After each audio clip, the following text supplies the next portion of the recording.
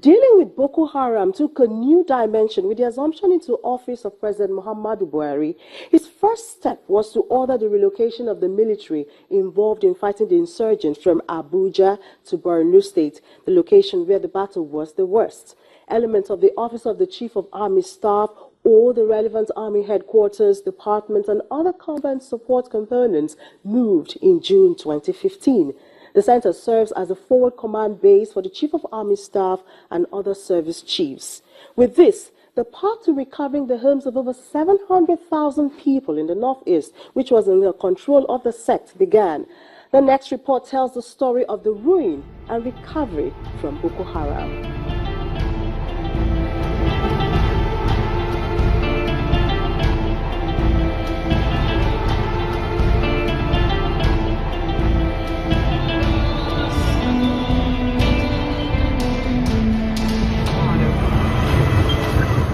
In 7 years of Boko Haram terror, millions of Nigerians suffered bitterly.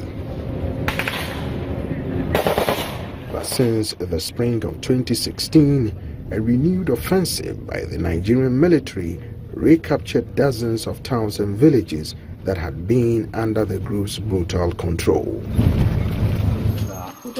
Boko Haram's own cameras documented it. In 18 hours of captured videos obtained exclusively by VOA, they recorded Nigerians being executed in public, beaten, maimed. Who had survived? What were their stories? VOA went to Nigeria in September of 2016. Our goal: to check the government's claims of better security in places shown in the videos and other Boko Haram strongholds.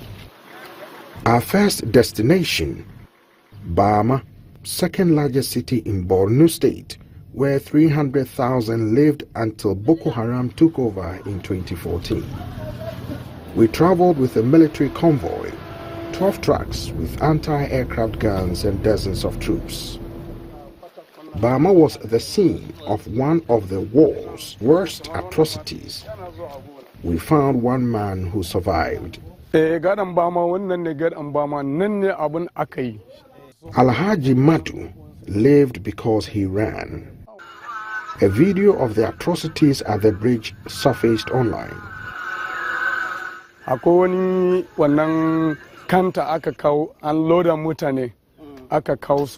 Shikenan daya bayan daya wani kuma ya anan a cikin nan in aka sa tukun kuma wani ya rika kamfa guda biyu wannan sai a harba kai sai a jafa shi.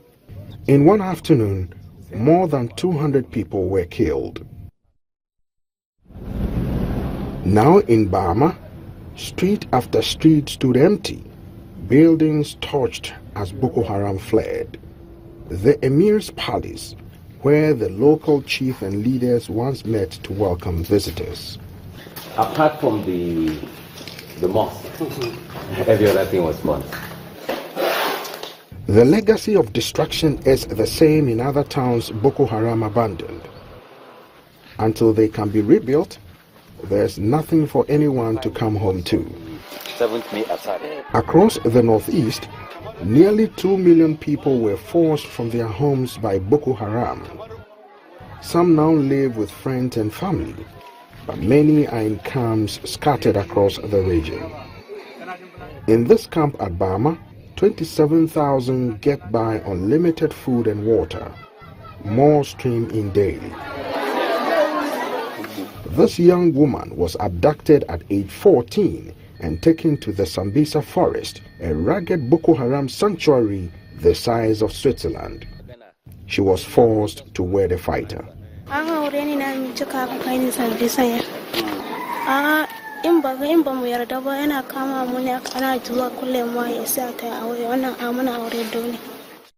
Our convoy tried to visit Kumshi, scene of public executions in the Boko Haram videos. Soldiers said no. Though Kumshi was recaptured, the road was too dangerous. We diverted to Damasak, taken only days earlier. Destroyed, abandoned, but for one elderly woman, a a lifetime resident who watched Boko Haram drive out her neighbors more than once. My name is Damasak has been empty for more than a year, she said.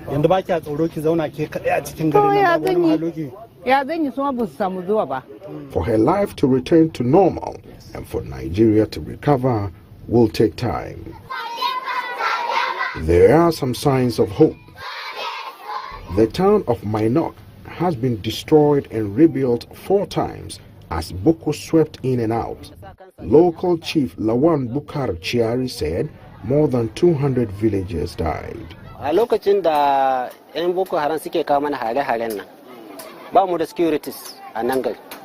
Aka yi sakara 1, 2, 3 muna nan haka. To duk wayanda suke rayen suka gudu suka bar gari. Minok is being rebuilt yet again. Thanks to a military post, residents are trickling back. In suka kamala gyare-gyaren da suke wannan, za a yi abu da. Boko Haram originated in Maiduguri, largest city in the northeast state of Borno. Kashim Shetima is the governor.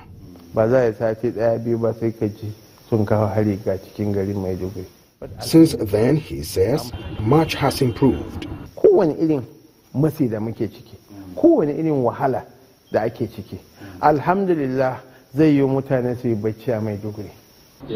General Victor Ezugu commands troops in the region. He said better intelligence and airstrikes are targeting Boko Haram camps, but there is more to do. We've done about 70-75% of the job. They are operating in bits and in little groups. In December of 2016, Nigerian President Muhammadu Buhari made a bolder claim. Boko Haram was done for, pushed out of their biggest enclave in the Sambisa. But the war is far from over. Boko Haram suicide bombers attack at will, even in Maiduguri. Thousands of civilians remain captive.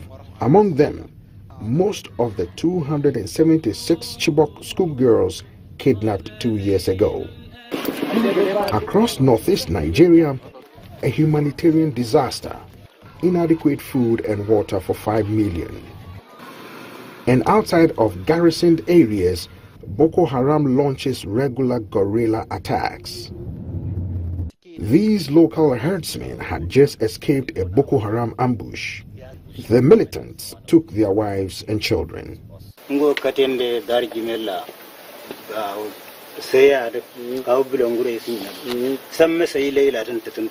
Boko Haram is hidden, but far from gone.